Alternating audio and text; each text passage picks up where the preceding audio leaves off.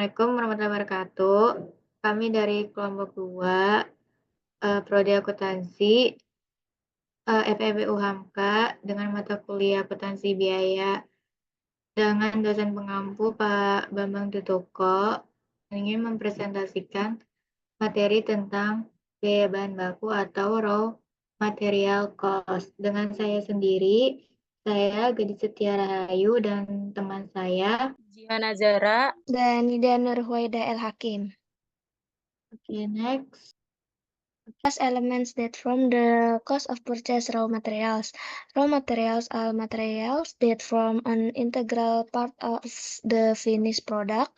Raw materials processed in manufacturing companies can be obtained from local purchase imports or from their own process.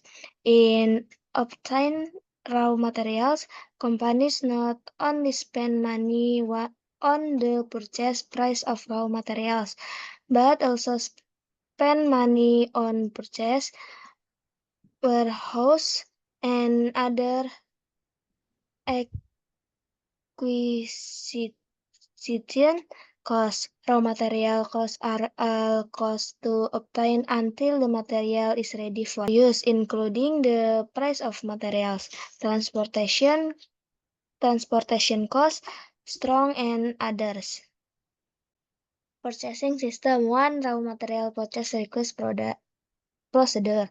If the raw material inventory in the warehouse has reached the minimum reorder point, the warehouse department then creates a purchase petition to be sent to the purchase department. 2. Purchase order procedure. The purchasing department's carrier or purchase based on the purchase requisition from the warehouse department. 3. Raw material receipt procedure. The supplier send raw materials to the person in charge of receiving goods, matching the quality, quantity, type, and company specification according to the purchase order letter received. 4. Procedure for recording receipt of raw materials in the warehouse section. The receiving section hands over the raw materials received from the supplier to the warehouse section. The warehouse section stores the raw materials and records the amount of raw materials received in the warehouse cart or stock card in the columns.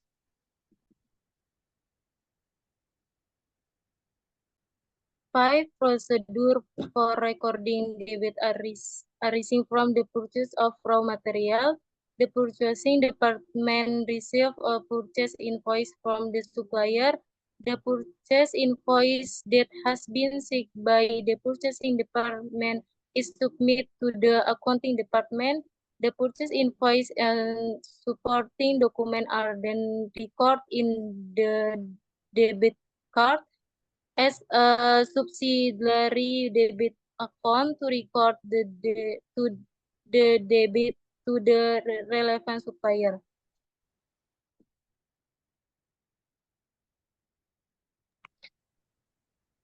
Example of transportation cost treated as additional cost of raw material purchase. The first, perusahaan membeli 3 macam bahan baku dengan jumlah harga dalam faktur sebesar 500.000. Biaya angkut yang dibayar untuk ketiga bahan baku tersebut adalah 300.000. Bahan baku yang dibeli terdiri atas bahan baku A 400 kg, bahan baku B 350 gram, bahan baku C 50 kg. Nah, cara ngitungnya itu di sini ada tabel jenis bahan baku, pembelian, kilogram, terus persen, alokasi biaya angkutan itu persen dikali sama 300.000, jadi 400 dibagi 800, yang tabel ketiga 50.000. Lalu yang alokasi biaya angkutan itu 50.000 dikali sama 300.000, hasilnya 150.000. Lalu totalnya semuanya jumlahnya pembelian kilogram 800, persen yang table persen itu 100.000, yang table alokasi biaya angkutan itu sebesar totalnya 300.000 rupiah.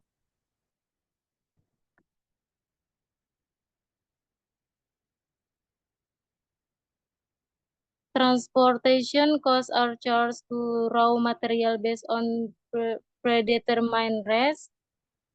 Jurnalnya itu ada pembebanan biaya angkutan kepada bahan baku yang dibeli atas dasar tarif yang ditentukan di muka. Persediaan bahan baku di debit itu dapat dari tarif biaya angkutan dikali sama dasar pembebanan biaya angkutan di kredit. Terus pencatatan biaya angkut yang sesungguhnya dikeluarkan itu biaya angkutan di debit, kas di kredit. Pencatatan selisih biaya angkut sesungguhnya dengan biaya angkut dibebankan, persediaan bahan baku, persediaan barang dalam proses persediaan produk jadi, dan harga pokok penjualan di debit pada biaya angkutan di kredit.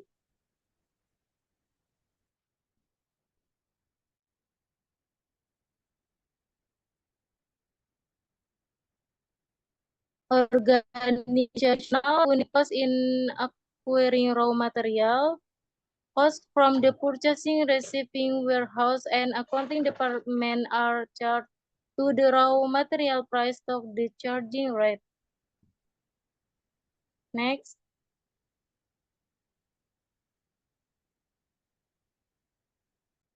Cost elements calculate in the cost of import raw materials.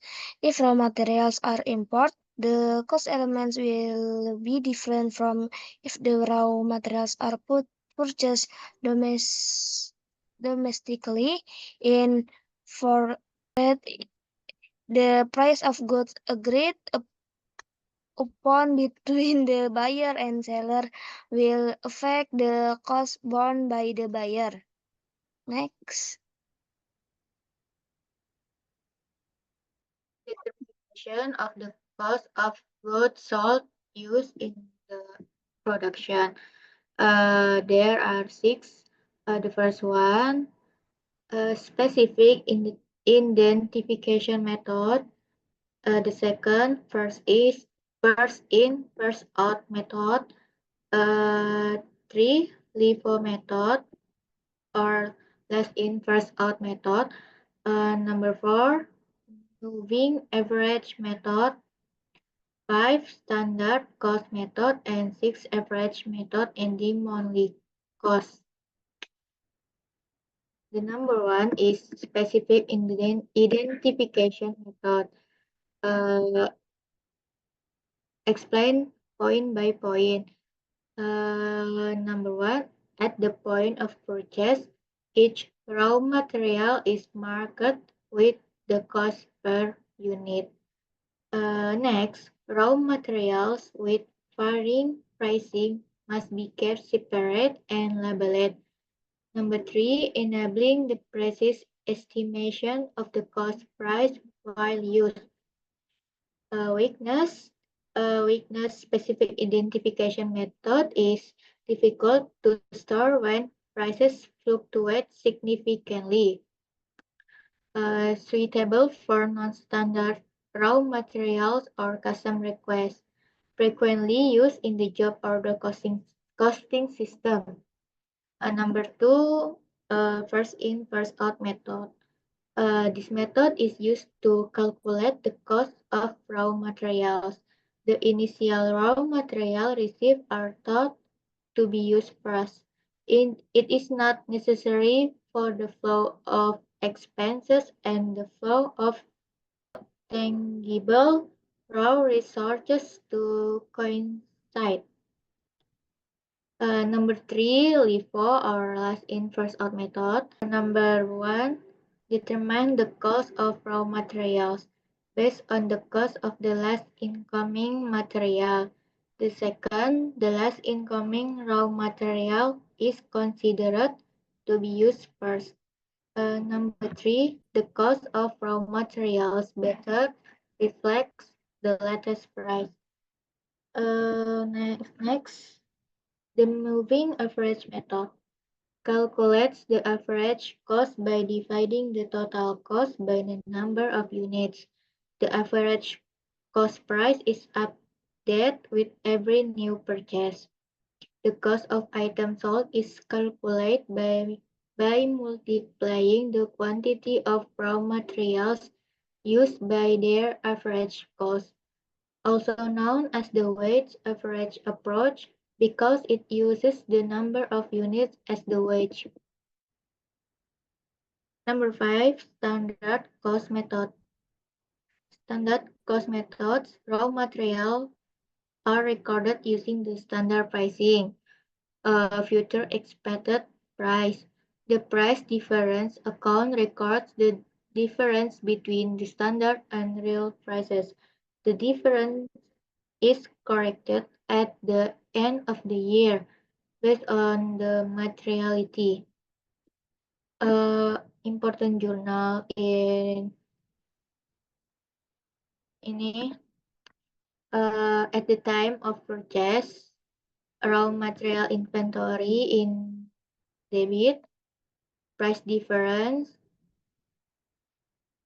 credit, and the price difference di debit dan trade payable di credit. Usage time atau waktu yang sedang berlangsung itu work in progress, raw material cost in debit, and raw material inventory in credit. The last one, average method ending monthly cost. At the conclusion of each month, the average cost per unit is determined. The average cost price is used to determine raw material expenses for the following month, making it easier to determine production costs on a consistent monthly basis. Remaining materials are raw materials that cannot be used to make finished product because they are damaged in the manufacturing process. Accounting treatment three-wise. The first, reduce raw material cost. The second, reduce overhead cost. The third, record as other income.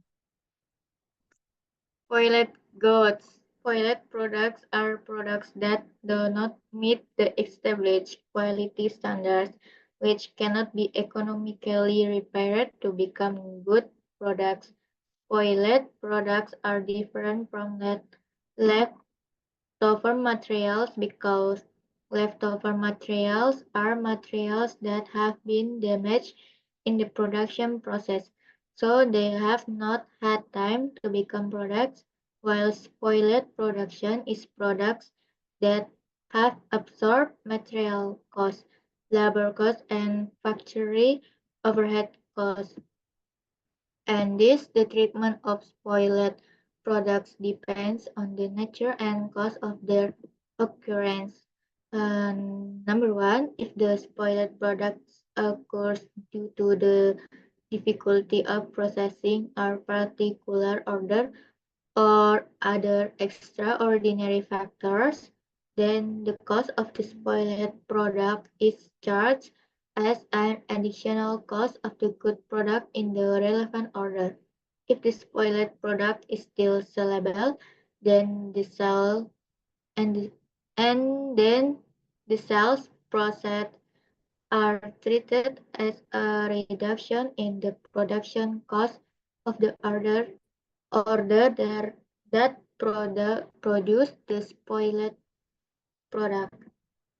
The second, if the spoiled product is a normal occurrence in the product processing process, then the losses incurred as a result of the spoiled product are charged to the overall production by calculating the losses in the factory overhead cost rate.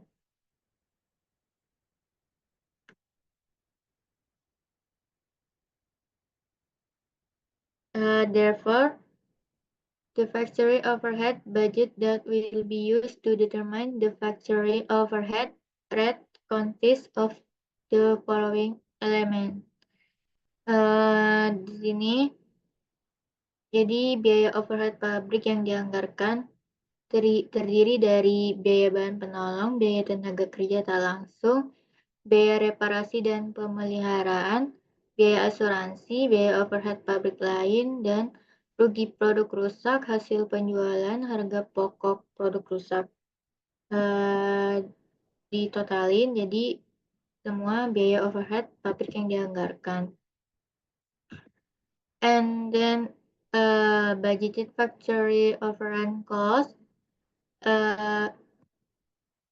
terdiri dari indirect material, cost indirect labor cost, repair and maintenance cost, insurance cost, other factory overhead cost, damage, product loss, sales process cost of damaged product. In this English. Defective goods. If defective products are not a common occurrence in the production process, but due to the characteristic of the work on the particular order, then the cost of reworking the defective product can be charged as an additional cost of production for the order in question. So if the defective products are a common occurrence in the product's manufacturing process, then the cost of reworking can be charged to the entire production by calculating the cost of reworking the defective product into the factory overhead rate. The actual cost of reworking the defective products is debit to the actual factor overhead cost account. Next. Thank you. Thanks for attention. Ayo. Wassalamualaikum warahmatullahi wabarakatuh.